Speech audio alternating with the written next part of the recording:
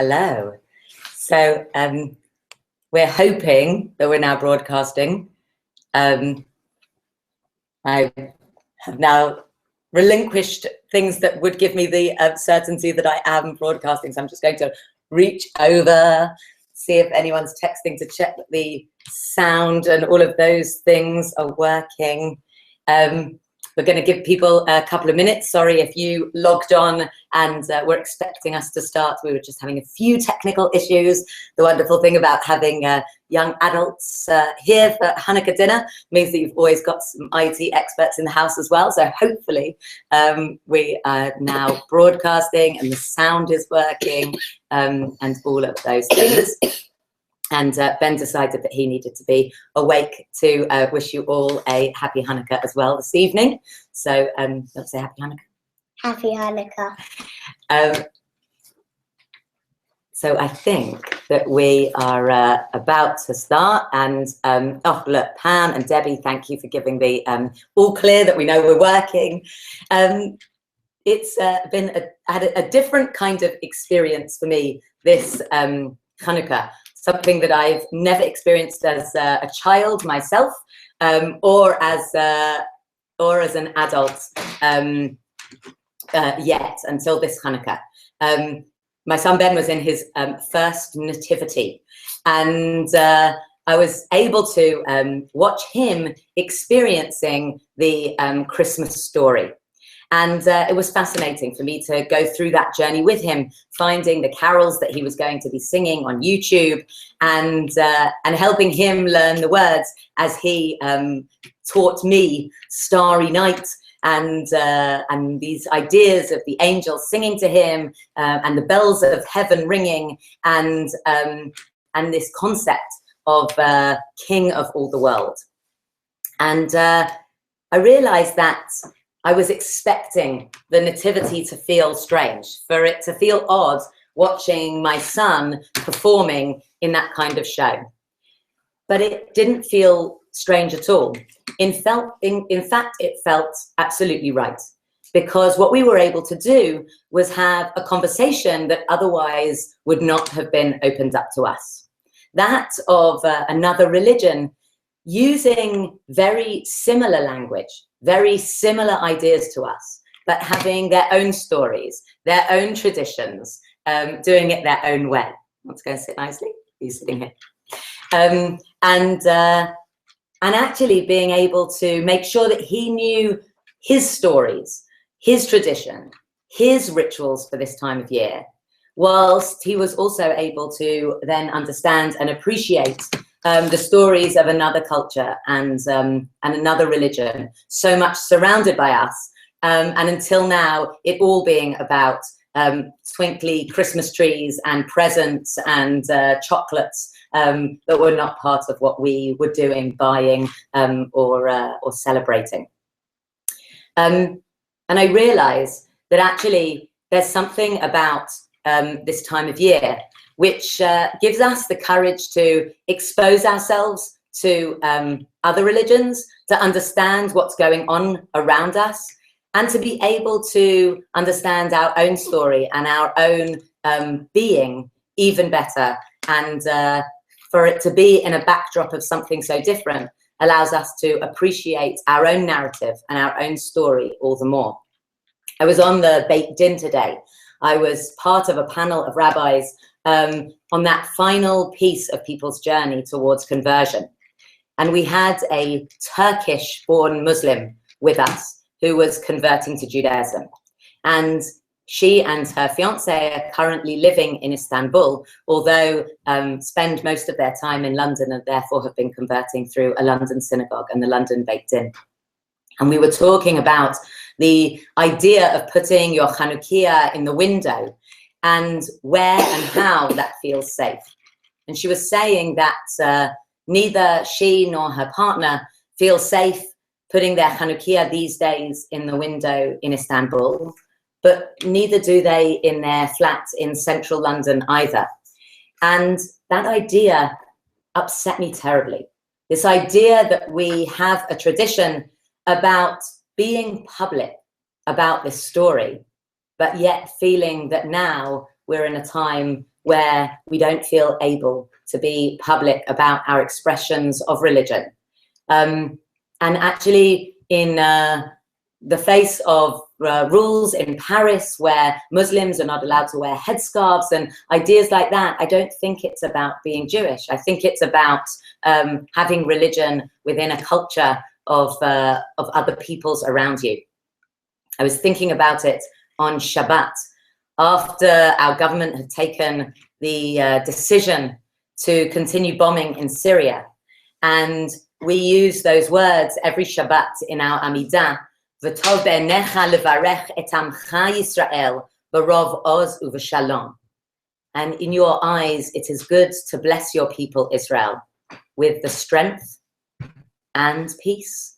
Or as our translation allows us to read it, with the strength to make peace. What is this strength that it takes to make peace? Is it the strength to go and bomb another country for freedom of expression and for faith, and to be able to end wars by starting violence in that way?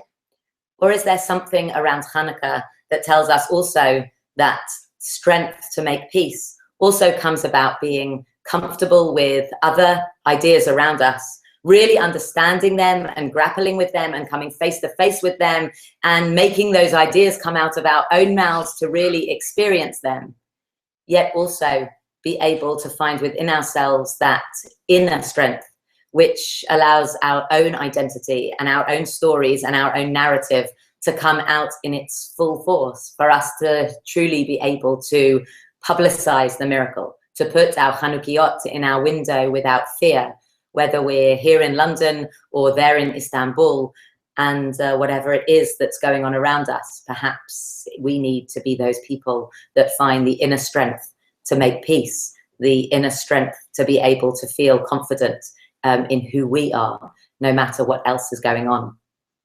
Many people will be familiar with Hillel and Shammai's argument about whether you start with 8 candles on the first night and work your way down to 1 because we started with enough oil and the oil supply dwindled, or whether actually there was no miracle on the first day because we knew the menorah would light, but the miracle grows each day as the menorah stayed alight, and therefore we light another candle each night of Hanukkah to be able to increase that. Actually, when I look at the Chanukiah and light another candle each night, I'm looking at another generation of my family who live in a completely different world to the generation before them, yet still we're going through these traditions of lighting the Chanukiah. Still, we're being able to publicize our own story, publicize who we are, our own individual idea of community, and be able to publicize that in a world of so many different peoples and narratives and language around us.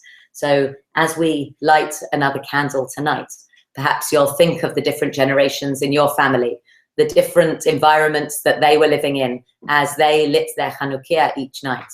And what does it mean for us to be lighting it in the world we're in tonight? And those spaces, please God, for future generations to also be lighting their Chanukiah in a changing world and in a changing environment. So I'm lucky enough to have some guests to join us for the Hanukkah lighting. So why don't you come and join us? And if you have your own Chanukiah at home, I hope that you'll light at the same time. One of the ideas is not just that people log on so that they see the candles being lit, but if it's a bit uncomfortable to light the Chanukiah on your own, that maybe you won't feel on your own, because you'll also be surrounded by all of us to be able to light with you. So we're going to light the shamash, and you'll know that you light the Chanukiah from right to left, though we light the newest candle first. So we begin going this way through the Chanukiah, but then we light the newest candle first each night. So we even have some words for you. There we go. Cool. And Baruch atah Adonai Eloheinu melech haolam asher kitshanu b'mitzvotav v'tzivanu lahadlik ner shel Chanukah. Baruch atah Adonai Eloheinu melech haolam she'asa nisim lavoteinu bayamim hahem ubazman hazeh. Then maybe you want to light the candles for us. So remember which one we light first?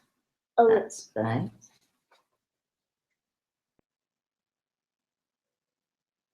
It's tricky with the oil, isn't it? Yeah. But it does remind us of the oil in the Hanukkah story. And we have a Chanukiah here that's meant to look like the walls of the temple in Jerusalem to really take us back to our Maccabee narrative.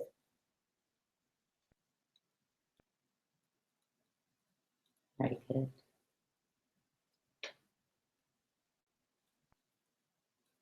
Okay. Last one.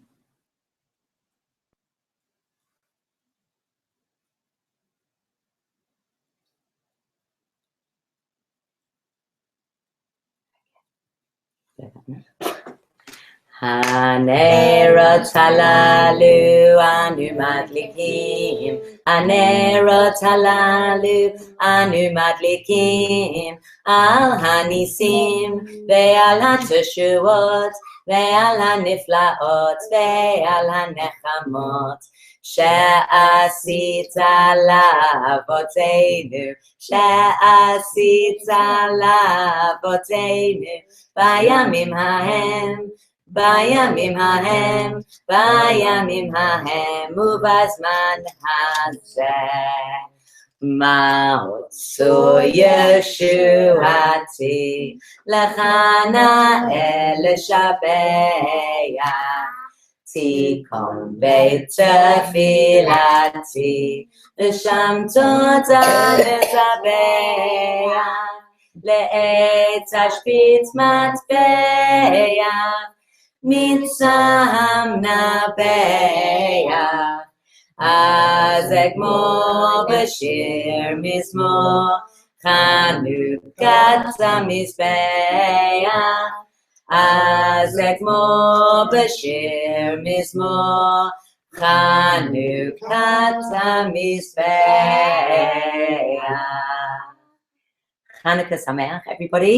I hope you'll continue to join us with our Chanu-casts from around the world, with our final few nights. And I hope that if you have feedback, if you want to get involved in different ways, if you want to feel part of FRS, wherever it is that you're Chanu-casting from, that you will email us or find whatever way you can to get in touch with us.